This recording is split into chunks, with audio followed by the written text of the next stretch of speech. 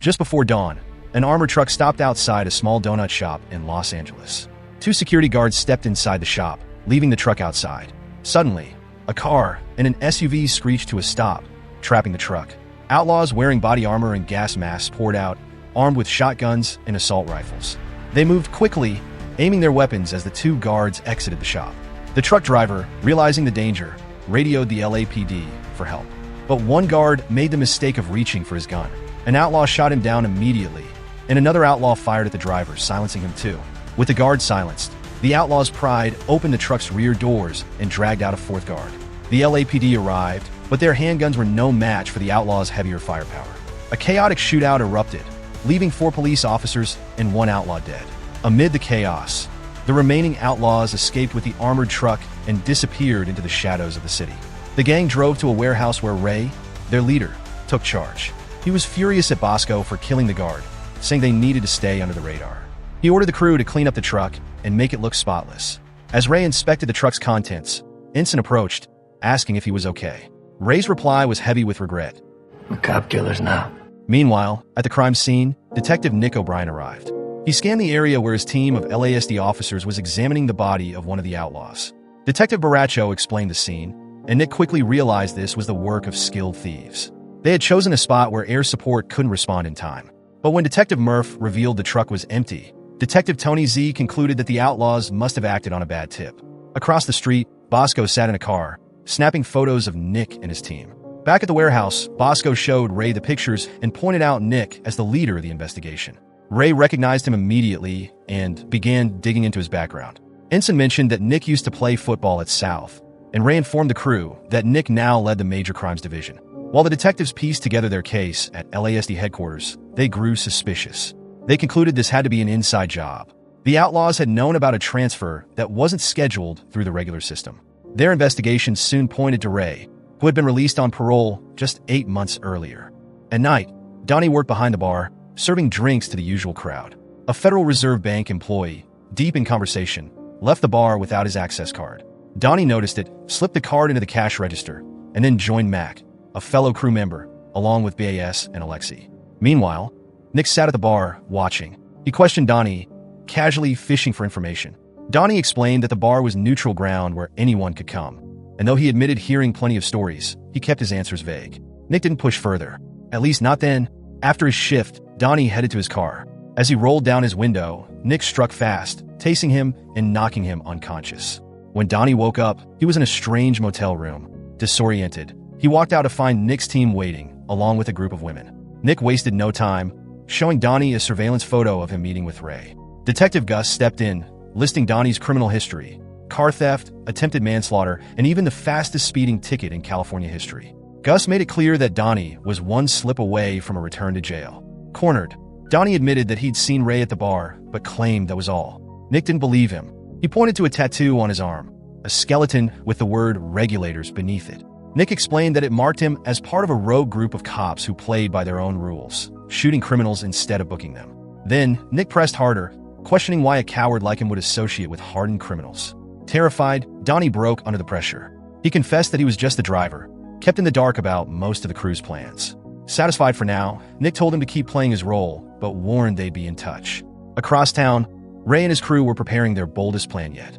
They surveilled the LA branch of the Federal Reserve, a fortress-like bank that had never been successfully robbed. Ray explained the bank's impenetrable security, recounting 53 failed break-ins. But instead of discouragement, he saw opportunity. That's why he told his crew they were going to be the first to succeed. At LASD headquarters, Nick and his team pieced together more clues. They discovered that Ray, Ensign, Bosco, and Donnie had all served in the Marines, their military training explaining their precision and efficiency. Reviewing years of unsolved heists, they noticed a pattern. No high-level robberies had occurred during Ray's decade in prison. Nick realized that solving Ray's case might unlock all those mysteries. Back at the warehouse, Ray laid out the plan for the crew. He explained how the Federal Reserve handled unfit bills. Every day, between 4 and 5 p.m., the bank erased the serial numbers of worn-out bills and sent them to the shredders. The shredded pieces were then hauled away by a waste management company and dumped. Ray revealed the jackpot: $30 million in unfit $100 bills that disappeared daily. Money no one would look for if they could grab it before it was destroyed. Therefore, the heist was all about timing and precision. To infiltrate the Fed, Donnie got a delivery job at a Chinese takeaway that frequently served the bank employees. While delivering an order, he was buzzed in by security and handed an access card. Inside, he delivered one bag to the cafeteria staff, but secretly hid another in a ventilation shaft in the restroom. Later that evening, Ray's crew gathered at a restaurant to unwind. To their surprise, the regulators showed up at the same spot. Nick approached Ray's table, pretending to recognize Donnie from the gym. But his intention became clear as he insulted Ray's old football team and made inappropriate comments about the women at the table. This sparked tension until Gus intervened, pulling Nick away and apologizing for his behavior. Back at the warehouse, the crew grew suspicious of Donnie after Nick's unexpected interaction. Ray confronted him, pulling a gun and demanding answers. Panicked, Donnie admitted that Nick had approached him and knew about the crew. However, Donnie insisted he hadn't revealed anything and hadn't seen Nick since. Ray decided to trust him for now, but warned Donnie to make sure Nick believed the heist was going down on Friday. Donnie met Nick at a suit store and accused him of almost blowing his cover at the restaurant. He told Nick the heist was planned for Friday but claimed he didn't know the exact location. Meanwhile, Nick sought to get under Ray's skin. He found Ray at a shooting range, firing off rounds with deadly precision. Nick attempted to impress him by showing off his shooting skills, but Ray remained unimpressed. When Nick checked Ray's target, he was irritated to see every shot was dead center, further solidifying Ray's dominance. Nick shifted tactics and targeted Ray's girlfriend, a performer at a local club. After watching her show, he made his move, following her to her apartment. The next morning, Ray walked in, finding Nick shirtless in the living room. They locked eyes, tension thick in the air. Both glanced at a gun on the table. Nick gave Ray a subtle nod, inviting him to grab it, but Ray smirked and refused the bait. Instead, he walked past Nick, entering the bedroom as if unconcerned. Nick left the apartment and called his team, providing the location of Ray's next heist, which he had learned from Ray's girlfriend. But in the bathroom, she whispered to Ray, confirming that she had followed his instructions all along. The day of the heist arrives, and the regulators are on high alert, watching the Federal Reserve Bank. A van pulls into the parking lot, and out steps Ray and his crew, armed with assault rifles, wearing bulletproof vests and face masks. Without hesitation, they march into the bank, shooting out the security cameras and shouting for everyone to hit the floor. The chaos begins. The crew collects cell phones, zip ties the hostages' hands, and covers their heads with bags to ensure no one sees too much. Ray orders the bank manager to call 911. He demands $10 million delivered by helicopter within an hour, threatening to kill one hostage every hour if the demands aren't met. To add tension, he warns that any police negotiators or approaches to the bank will result in a hostage's death. Sirens blare as the LAPD and FBI arrive, surrounding the building. Inside, the vault is opened under Ray's watchful eye. The phone rings, and Ray picks up. The negotiator tries to stall, saying they're working on his demands. But Ray cuts him off coldly, announcing that they've just killed a hostage. Bosco drags a hostage to the back, and a gunshot echoes through the bank. Panicked, the negotiator calls again. This time, the bank manager answers. He relays Ray's message. Another hostage will die if they're contacted again before the demands are met. When asked if they can wait for just 90 minutes, Ray nods in agreement, buying the crew more time. Outside, law enforcement analyzes the bank's schematics. Suddenly, an explosion rattles the building. They assume the robbers have blown open the safe. But Nick notices something unusual on the schematics, a sewer line that seems cemented over. Suspicious, he eyes a nearby manhole and decides to act. Nick pries open the bank's front door with a crowbar, entering cautiously. He checks on the hostages and discovers the supposed dead hostage, alive and unharmed. Meanwhile, Ray and his crew are already escaping through the sewer. Inside the vault, the regulators discover the truth. The explosion was a diversion, and a hole in the floor reveals a path to the sewer line. Wasting no time, Nick climbs down to follow the escaping crew.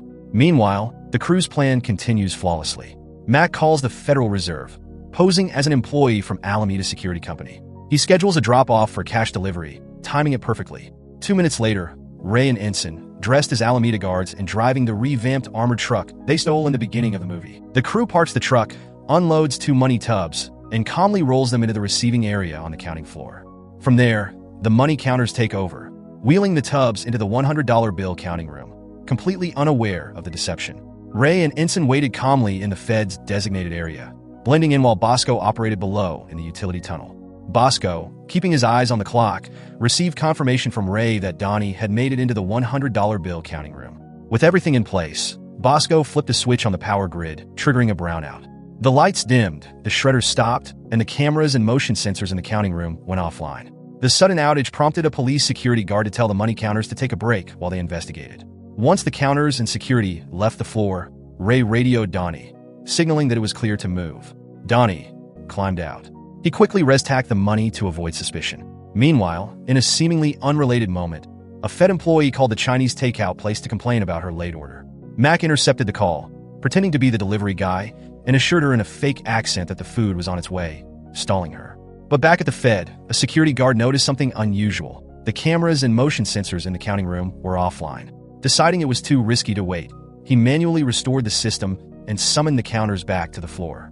Inside the counting room, Donnie was already in action, frantically shoving unfit $100 bills into black Ziploc bags and tossing them down a trash chute. The sudden reactivation of the motion sensors forced him to scramble. Ray radioed Donnie to abort and get out immediately.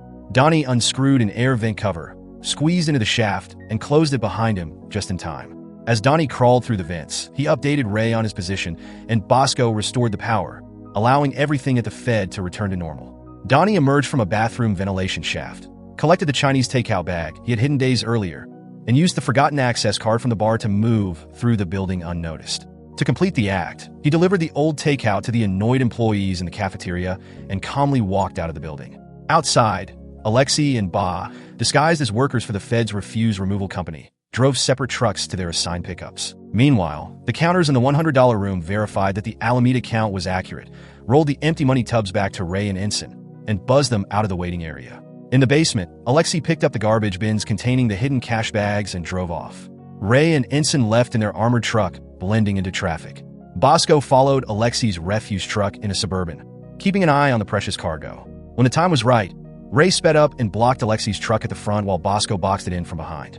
Bosco, gun drawn, approached the driver, Bass.